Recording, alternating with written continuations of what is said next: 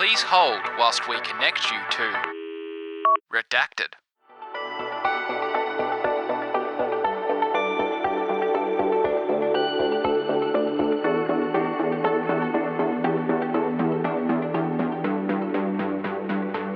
Hi, this is Louis Mills. And this is Fraser Greenfield. And this is Benjamin Hubert.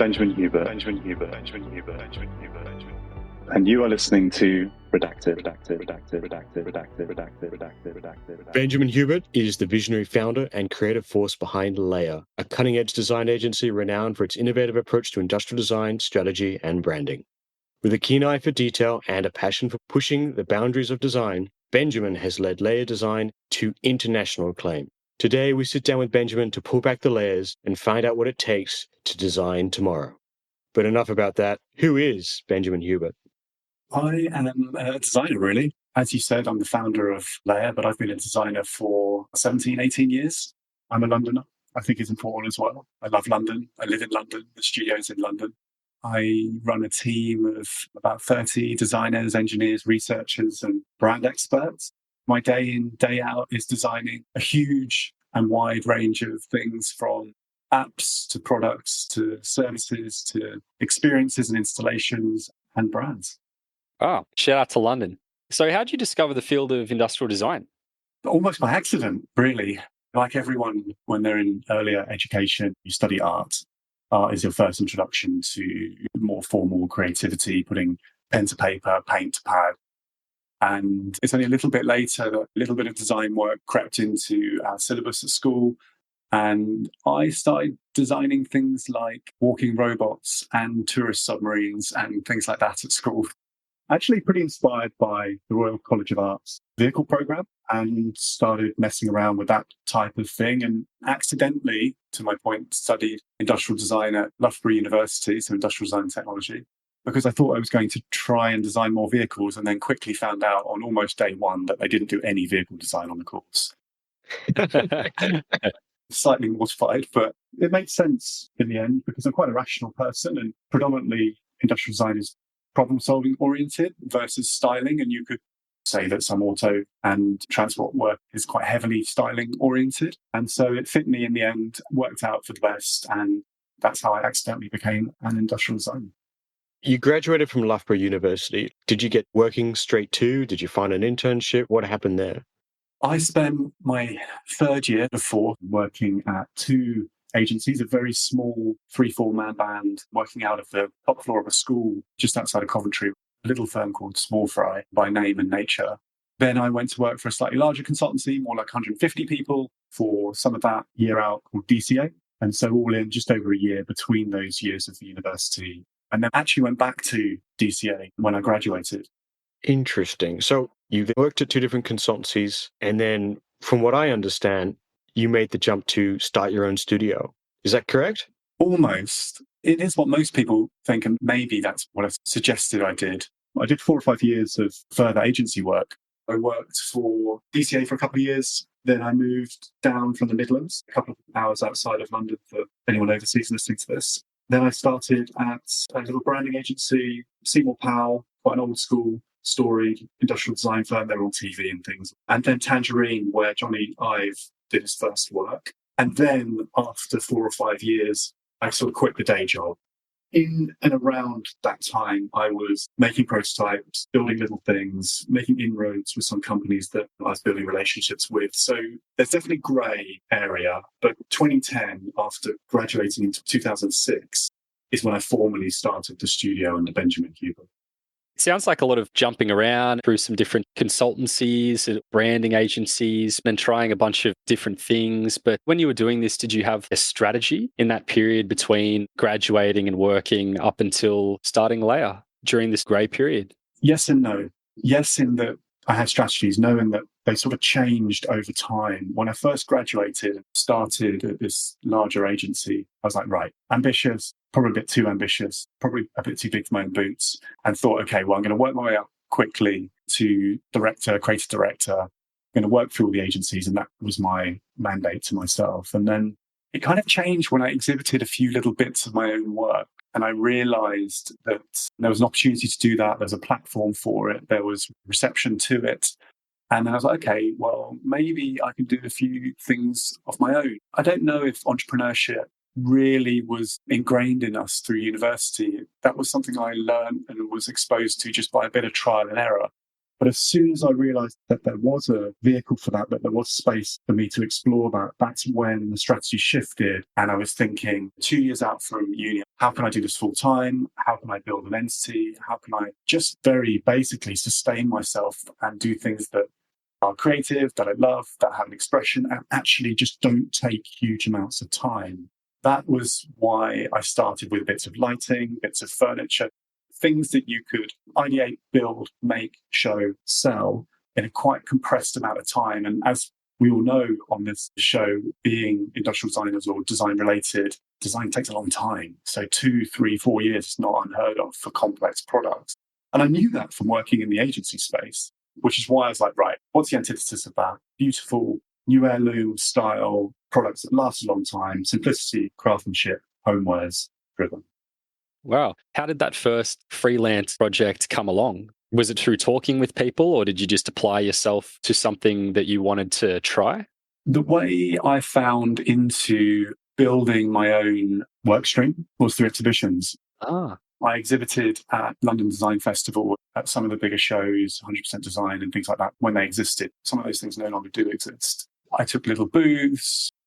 I remember building a booth made of, actually connected to this show, with acoustic foam, undulating acoustic foam. And I tried to coat this entire stand, show a few lamps and things like that. And it all went yellow. It was white foam. It all went yellow in the space of about 3 hours. I didn't know what UV stability was at that point, but I did soon after. But the point is, I was being scrappy, hustling, putting on little shows within wider shows and putting my name on the booth and just saying I'm doing some of these things, building relationships, particularly with PR and press contacts, winning a few awards. And then a few small brands started to say, hey, because they were at the same shows, and they were like, would you like to sign a lamp, or can we license that product from you?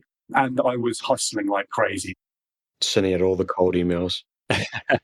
How did you establish a relationship with that first big client? I've never really been freelance. I've always been creating things that were under my name and for or with a company, rather than plugging into a design team and freelancing for a month, 3 months, 6 months, and then you're an extension of their team. I was a team of one that companies were coming to. That might sound really arrogant, but it was also slightly accidental.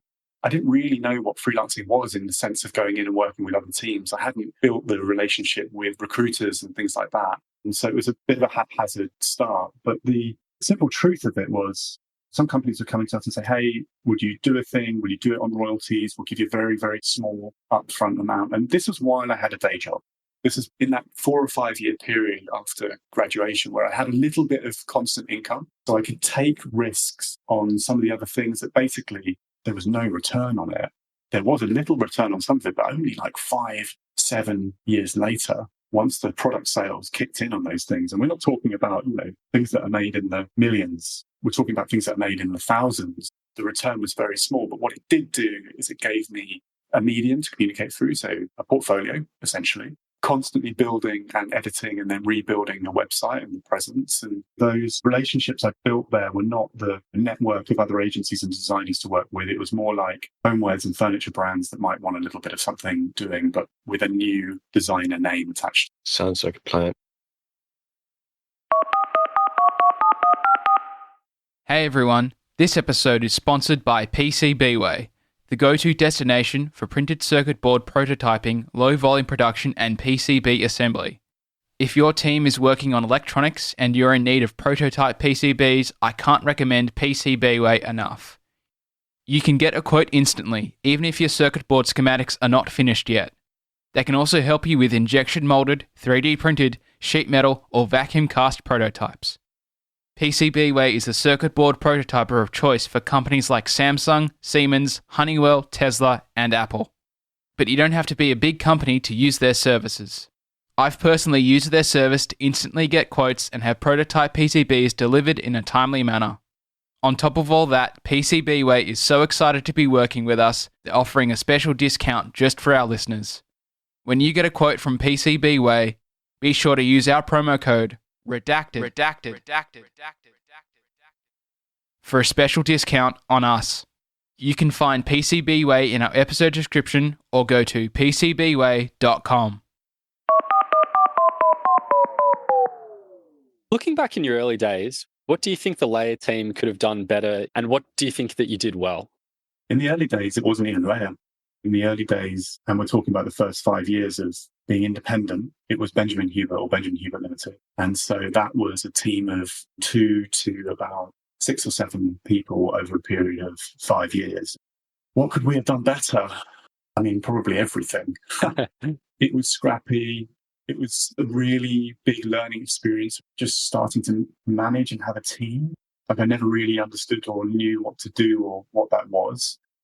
We were really gung-ho and probably could have brokered some slightly better deals in some of the projects. It was definitely a big trade-off on building marketing equity rather than financial. So it was a long-term play, but we probably could have been a bit more sensible with some of the projects that we took on. I understand it's a pretty big jump going from working with yourself to being a director, but did you feel that your journey up until then, you had some management experience and being able to nurture new starters or people not as experienced as you? My managerial experience was zero. I mean, it probably showed. And HR is still the thing that I'm personally learning and understanding. And it's a really different muscle. It is creative in a way, but it's not traditional creativity. And I think a lot of creatives just aren't that great at it. I've sometimes learned the hard way, jumping ahead a little bit. My role now is very, very split. It is creative, but it is commerce. It is in part HR and people, not in that order, really. Increasingly, it's people, creativity and commerce in that priority sense. The best way of learning anything is by doing. And we have that mindset in the studio as well, where people are thrown into projects, they're supported by the team around them, but they learn additional software skills, sensitivity skills, functional nous, manufacturing understanding on the project. You can go on courses, you can learn those things separate and in theory, but there is no better way to do that than in practice. Yeah, completely agree. Mm-hmm. You had a process clearly when you were on your own, and then you had a process now when you have a team.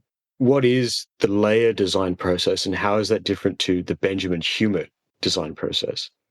Well, our process now is pretty locked down. Layer is 8 years old.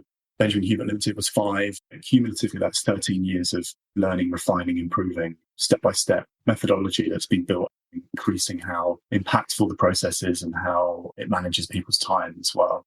That is a really disciplined process of research, ideation, development, prototyping, testing, failing, repeating, and then manufacturability and going through the DFM and working the factories process.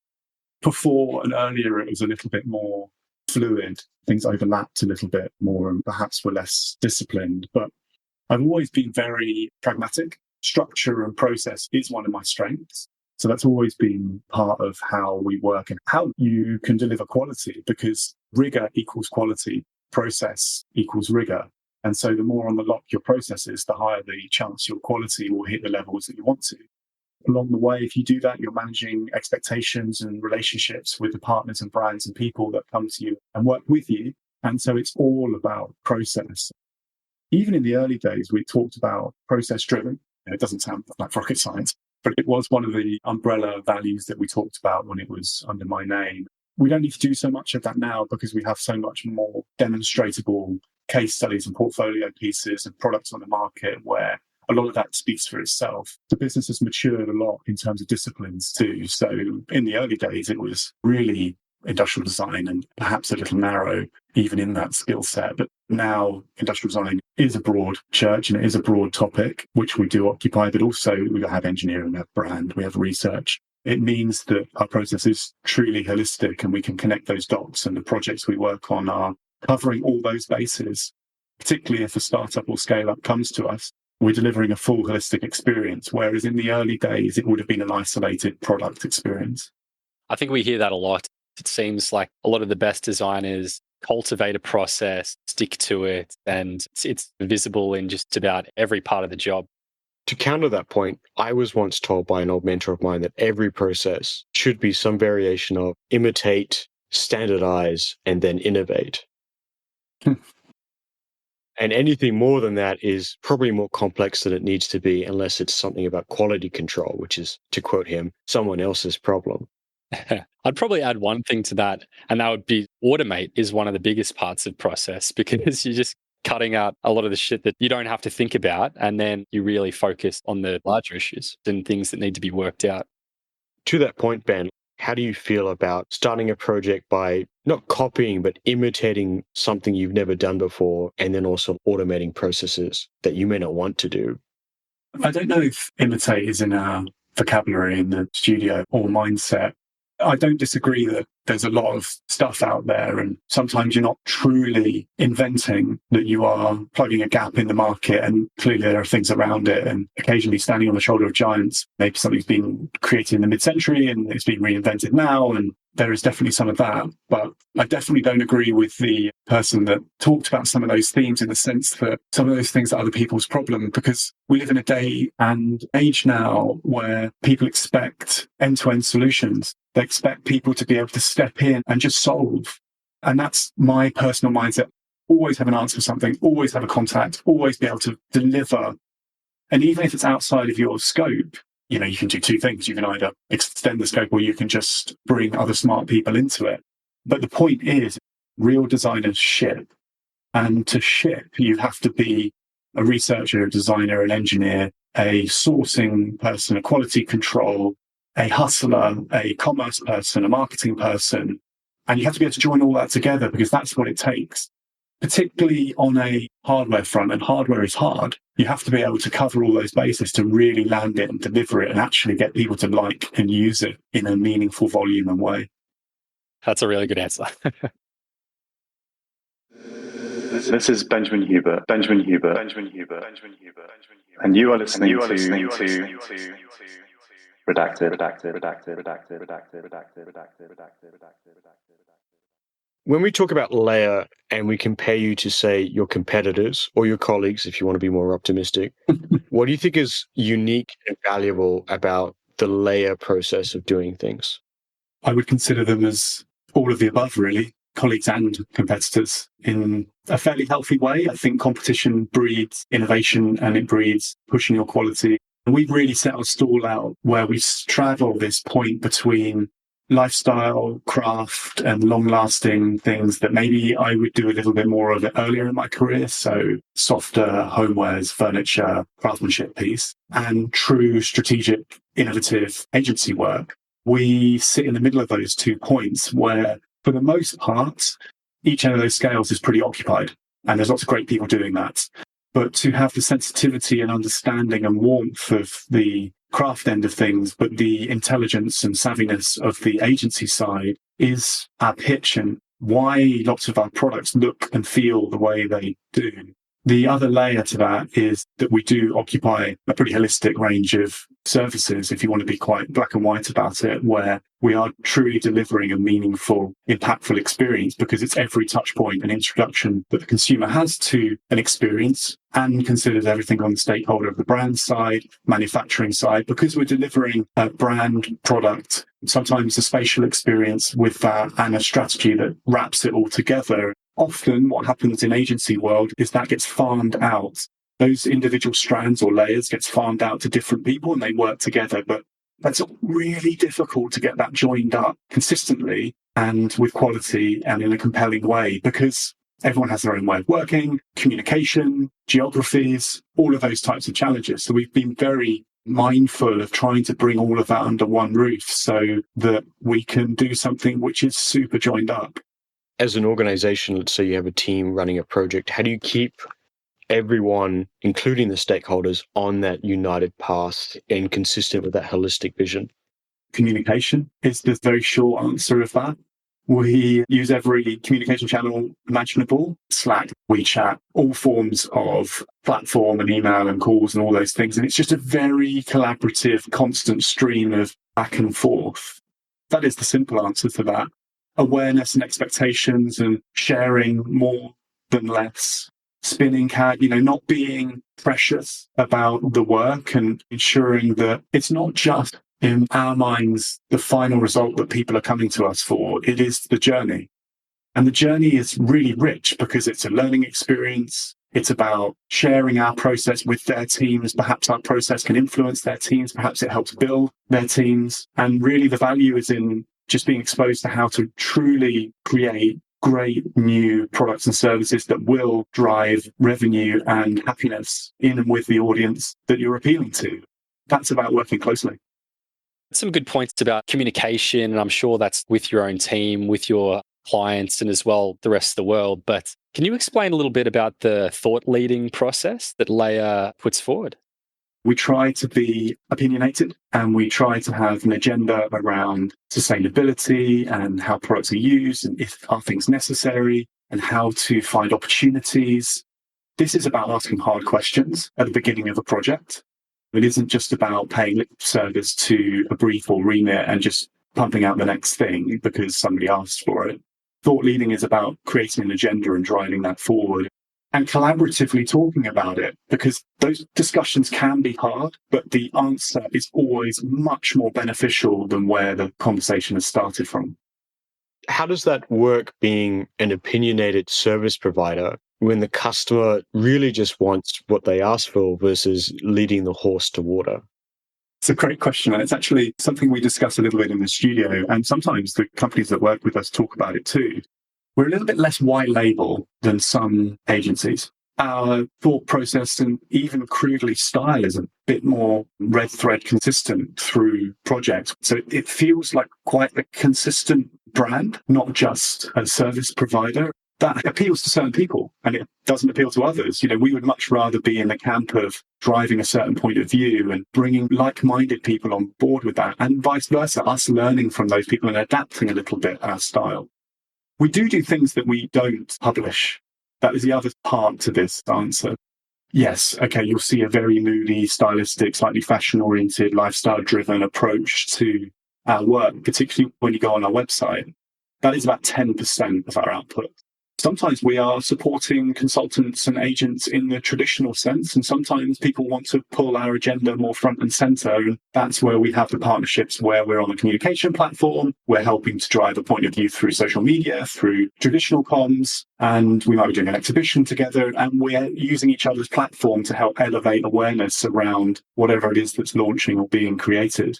They aren't necessarily mutually exclusive, those two approaches. But if you want to be a bit black and white about it, they are two different ways of working. And we do straddle those points and many points in between.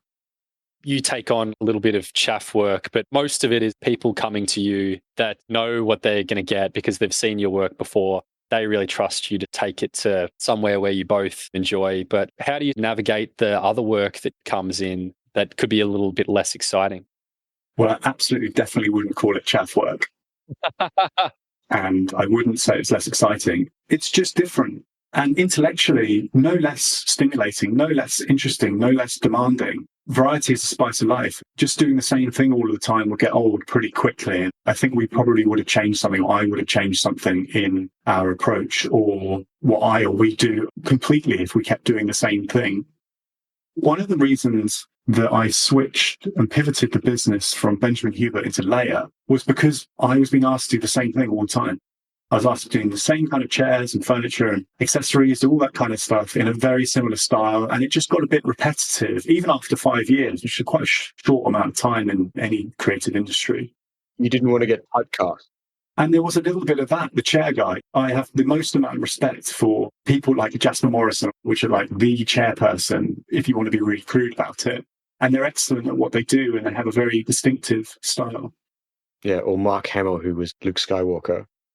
We talk about chaff work, and we label chaff work as if you're running a business, you don't necessarily want to do it, but you have to do it. Low value work that doesn't necessarily lead to more high value work. How do you navigate doing it or not doing it and making sure that you don't get typecast like Mark Hamill? A great example. Fundamentally, I don't think we do it. It's the first time I've heard the phrase as well, so I get it. We coined it. Did you? Okay, that'd be why. I should listen to your show more often. We work on a project basis rather than can you fill in for a couple of days because we need more designers in our team or we need to expand the things we're doing. We have a minimum project that we take on. So inherently, it just removes that smaller piecemeal work.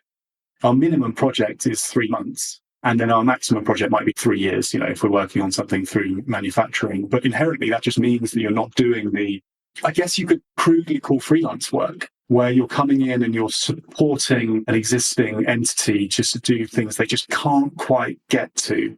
I think that's quite an unconscious move, just to be not something that we really get asked to do. It's not like we say no to it particularly. We don't get asked to do it. And I think that's because our stall is pretty clearly set out.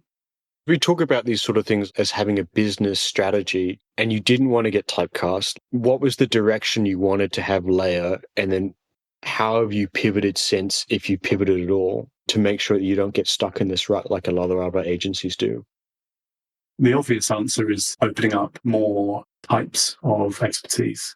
You've got the agencies out there that only do the front-end industrial design work, and they will always hand over at a certain point, which means that they might do a little bit of research, some ideation, a little bit of development renderings, and then start again. It means a few things. Their cycles are much quicker, which I think is quite frustrating and quite demanding. They don't get to do the bits that occupy different parts of their psychology and headspace.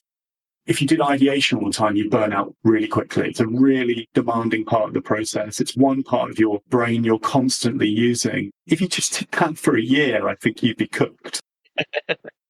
For us, it's about making sure that we can move across some of the phases, but really you can only do that when you build your team up with different types of expertise.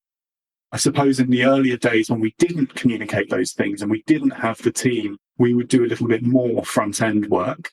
And as the business has matured and as we've communicated all our different aspects, we do much more of the end-to-end process. And it's much more fulfilling for us. I know it's more rewarding for the team.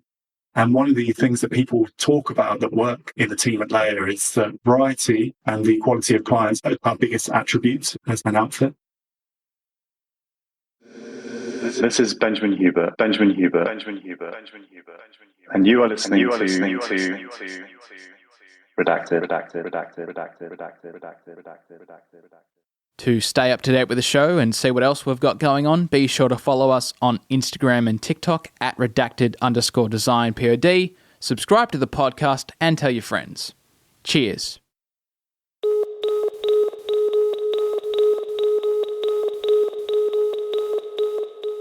We talk about trend setting a lot, and Layer is definitely someone who is, well, I say someone as an organization, a team, is definitely known for setting trends and sometimes breaking them. There's a lot of trend catalogs like WGSN and different product and fashion trends. What kind of tools do you use at Layer to follow trends and eventually start trends? I think some of it happens organically. When you put ambitious, smart people together in the room, inherently, they're always looking for the new. They're restless. They don't want to repeat or imitate what's come before. They hold themselves to account a little bit more. In terms of a process, we fill lots of different buckets to drive opportunities, find the insights, drive the opportunities. We will do a lot of the things that I'm sure you guys have personally done and talked about, which is talk to people, interesting people, we'll shadow them, we'll follow them. We really like looking at reviews. The review culture is very helpful for us in terms of really driving the agenda of challenges, frustrations, market opportunity. We visit trade shows, we show at trade shows quite a lot. We look at fashion, we look at interiors quite a lot. So parallel disciplines to industrial design. We try and avoid the trope of just looking at things like Pinterest and stuff like that for industrial design themes because it's tiring. You end up repeating the same motif across projects. I'm also of that mindset. Are you suggesting that in your office, everyone isn't wearing grey, black, and white? I don't know if that drives how trend-setting or not people are, but if you look at my wardrobe is definitely the Barack Obama approach of never have a decision about what you're wearing because it's all the same. But that said, no, the team is pretty diverse. They express themselves how they like.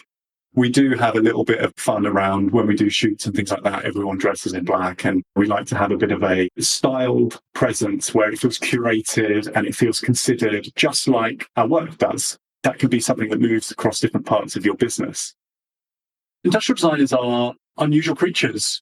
They are very creative, but they're not artists. They are very technical, but they are not your traditional engineers. We're talking about ID, particularly on here. Sometimes their expression in their work isn't necessarily their expression on their personal fashion. Whereas in art, you could say that some of those rules are a bit more consistent.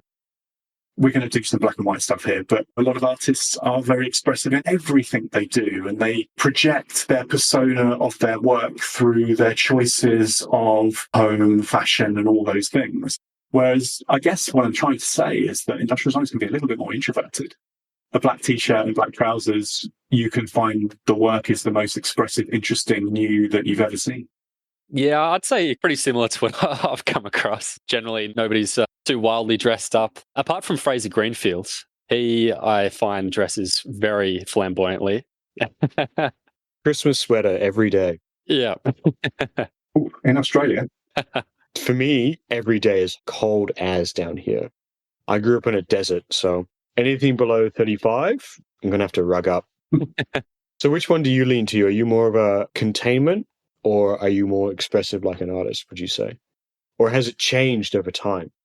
If you're this way inclined and you want to put my name in Google, you'll see a definite change in my fashion. And my non-designer friends do enjoy bringing this up. So you'll find a lot more colour, mustard trousers and all this kind of thing when I was much younger. And then as I got older, I sort of became a bit more self-conscious, perhaps. What went wrong? And started doing the more black uniform, serious designer thing. I'm very much a bit of both. On one hand, I like minimalism and reduction and things like that are quite core to who I am. I'm sitting at the moment in my partner's study, and it's an eclectic mix of beautiful colours and memories and mix and match materials. But if you looked at my workspace at home, it is monochrome. It is all black with a little bit of adventurous grey every now and then. Okay, I feel kind of upset because I'm looking at it now and it definitely looks like me when I was in my early 20s with a black, grey, white and orange trim. This is weird. This is very uncomfortable for me. Ugh. All right. Well, we could bring it away from fashion for a little bit, maybe. You were somewhat known for being heavy on Google advertising for Leia. What was your thinking process in your advertising design services? And what's changed on that front since then, as far as how you advertise, how you get the word out there and get the best clients? We've never done any formal advertising. Everything has been organic through our network of PR. Every link you look at, every article is an editorial piece where we just built relationships, whether it's Fast Company, whether it's wallpaper, design, you name a creative related cultural platform. We've built really great relationships with the editors. It's been really organic. That stall was set out pretty early when I was on my own doing exhibitions, and carried through to today, where we always talk to people ahead of launches to maximize exposure. Awareness is really, really important.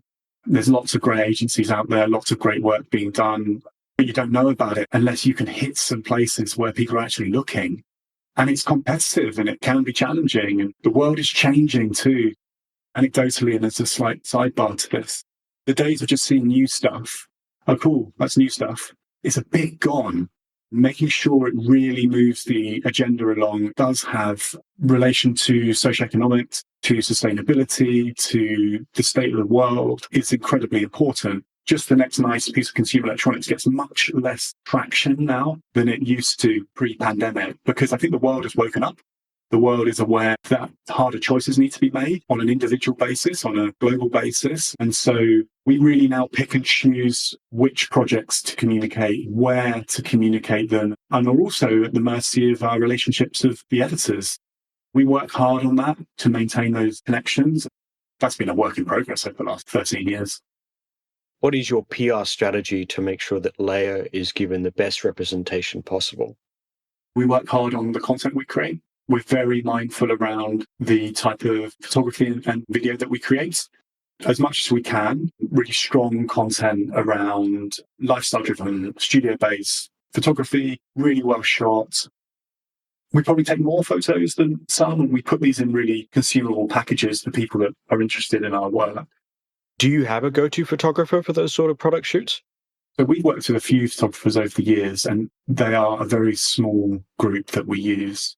Now we consistently use one, and I personally do the art direction for the shoot. I'll do a day shoot, 2-day shoot here and there. The team will help me location shoot, fashion source, model source.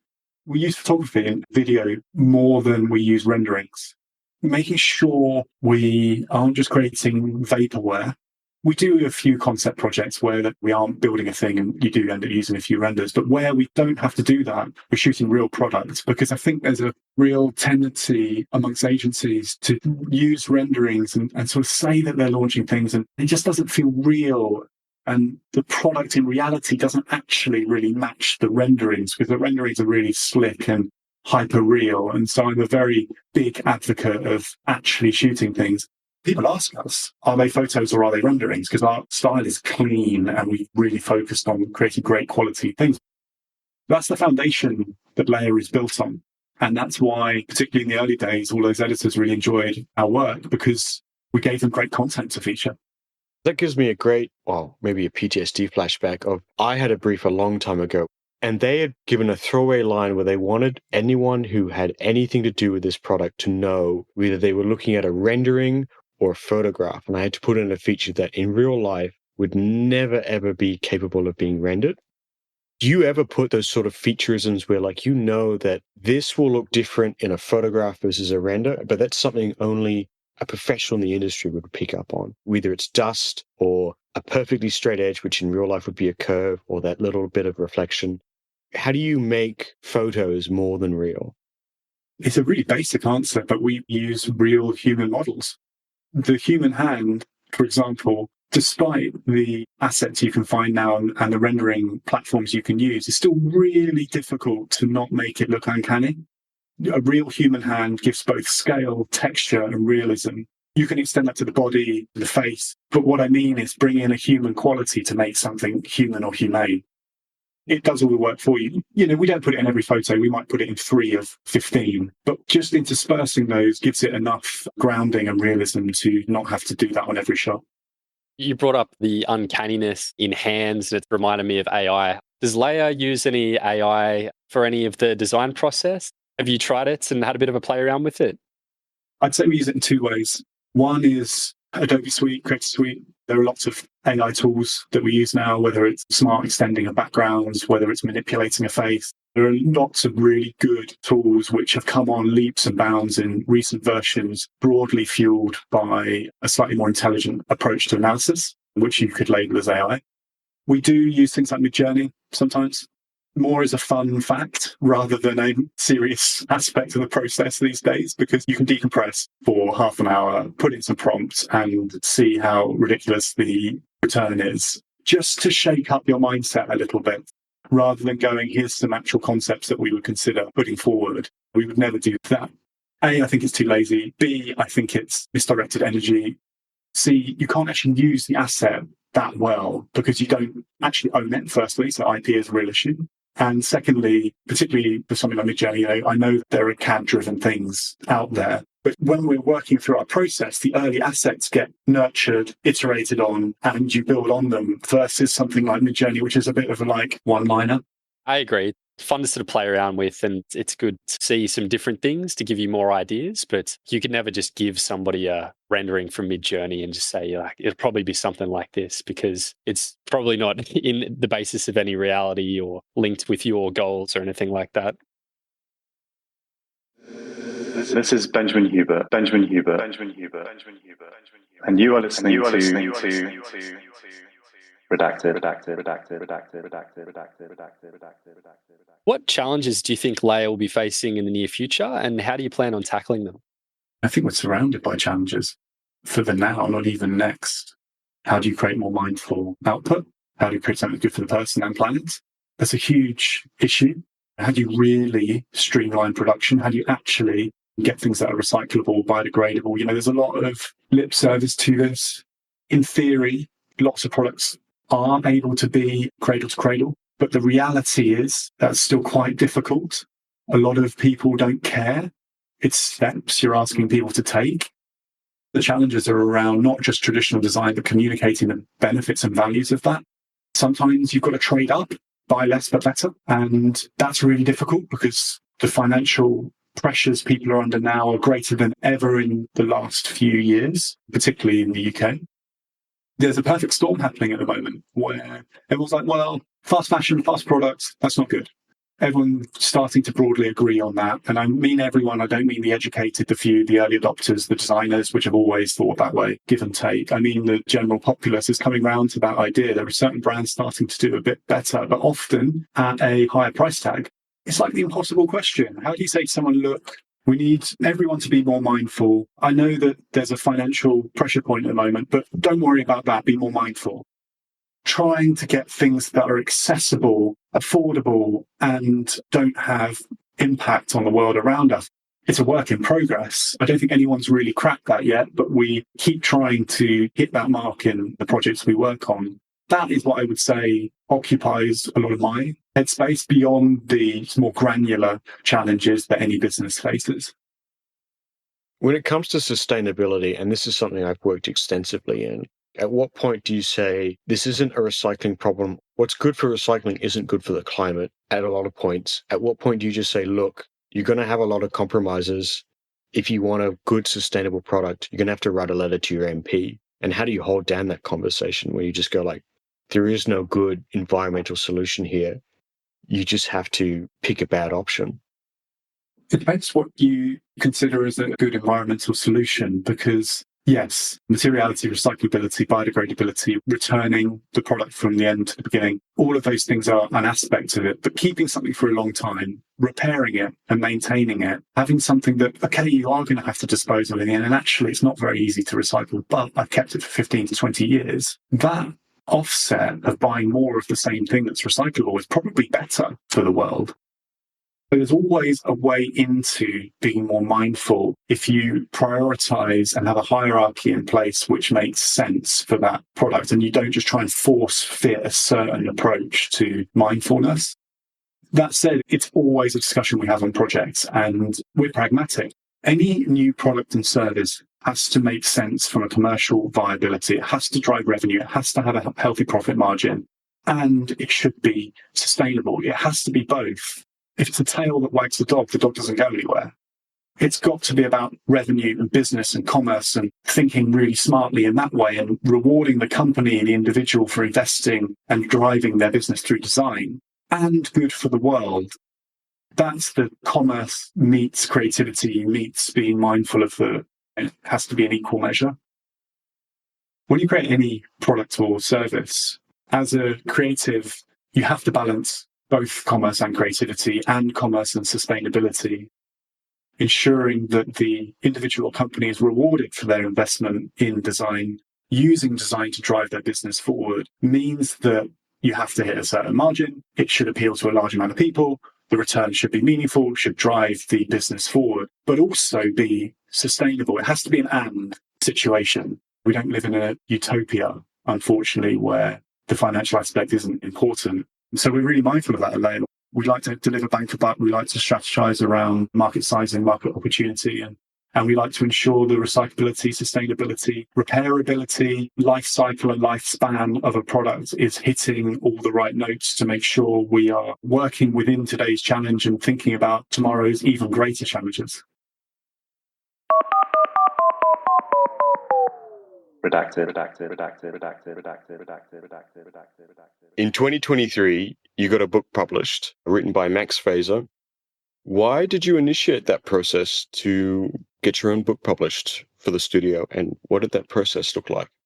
Firstly, if anyone ever thinks about creating or publishing a book, it's definitely a big consideration. I sort of threw myself into it, and I've known Phaidon, the publisher, for quite a while, and we've always had casual chats about doing something. And then this is pre-pandemic, so probably 2018, 2019, sat down with them, thought about the idea of combining a manual and a monograph. So the manual half being when you're starting out or at any point in your career, how might you create your own studio? What are some of those steps? What are the pitfalls? What are the opportunities? Nobody really talks about that. So I was like, okay, well, there's an angle. And then slightly selfishly, just love the idea of creating a monograph of the first 10 years or so of the studio work. I've known Max for years throughout my career, right in the beginning, right in the early days to now. And he was a natural fit to write. He's a curator and he's now actually editor of Dezeen.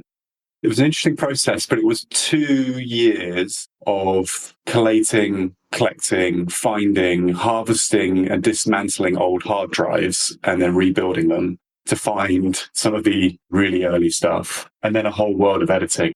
Podcasts and any type of media creation, 95% of the work is editing. It's a bit of a slog and it's pretty revealing and you've got to be really patient, which I'm not all the time. Was the personal archaeology the fun part? Fun is one way of saying it. It was pretty tough because it's quite an introspective process.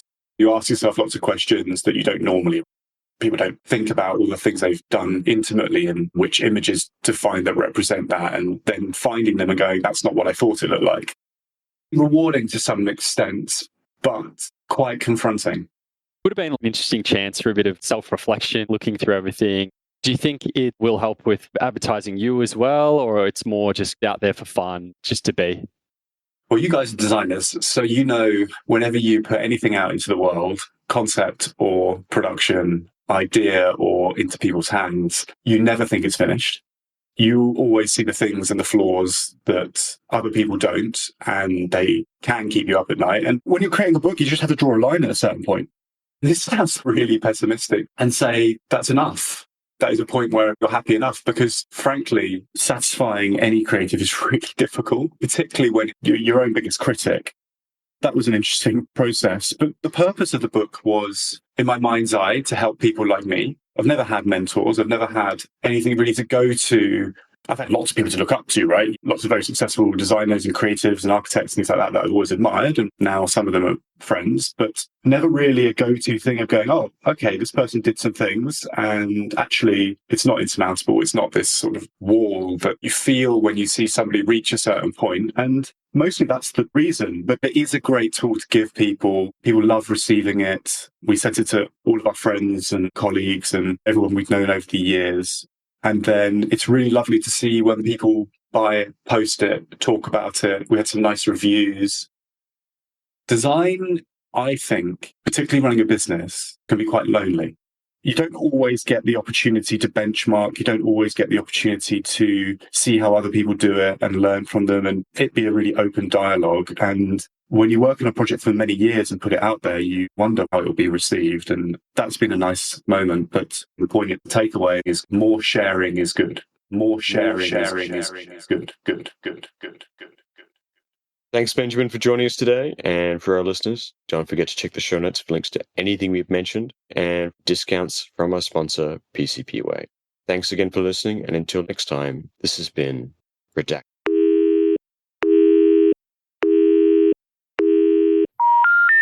The number you have dialed has not been recognized. Please check and try again. The number you have dialed has been Redacted.